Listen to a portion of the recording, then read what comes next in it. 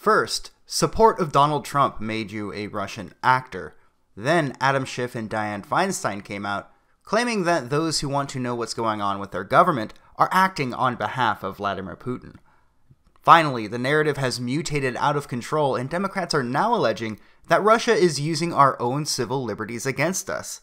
Adam Schiff, congressman from California, aided to his position of public service with the help of an organization called MoveOn.org, has come forward with an interesting perspective on the Second Amendment. But we can see, for example, on Facebook, so graphically what I was mentioning earlier, the multiple aims of the Russians in their interference in our elections. Because, yes, on Facebook you had the content that was clearly anti-Hillary, and you had the content that was very pro-Trump. Before we move on to the rest of the clip, I would like to emphasize that this man claims that the news on Facebook was anti-Hillary and pro-Trump. It was very much the other way around. Facebook, Google, and especially Reddit were all overwhelmingly pro-Hillary. Fascinatingly, they also trumpeted the Second Amendment. Apparently, the Russians are very big fans of our Second Amendment. They don't particularly want a Second Amendment of their own, but they're really glad that we have one. Now that is a democratic spin if I have ever seen one.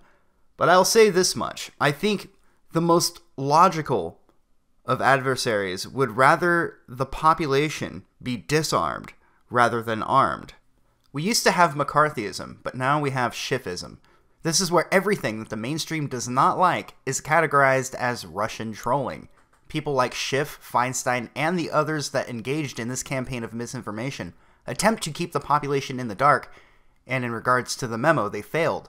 Before the release of the very hyped memo last week, Schiff and others did everything in their power to prevent people from reading the contents of the memo, claiming that it would damage national security. But they didn't say how. Schiff and his cohorts sought to discredit the memo before it was certain that it would release, and then once it was available, went on and on about how there was nothing in there. Schiff read the memo before it was released, and thought it was important enough that people should not be able to see it. Once the memo was released, even though they had seen it before it was released, their story changed, and now, well, there was nothing in that memo. You are overreacting. These people are liars. Their story changes every time they meet behind closed doors, and they actually expect us to believe that when we support transparency within our own government, we are questioning the love of our country. Now, they have even taken it a step beyond which I would consider reasonable, perhaps many steps.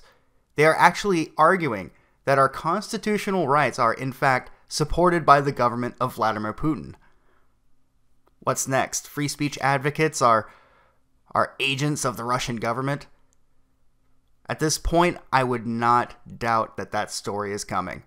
Oh yeah, I almost forgot.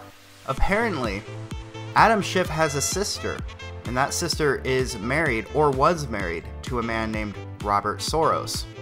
Robert Soros is, of course, the son of George Soros, and also Robert Soros founded Friends of Democracy. Let that sink in.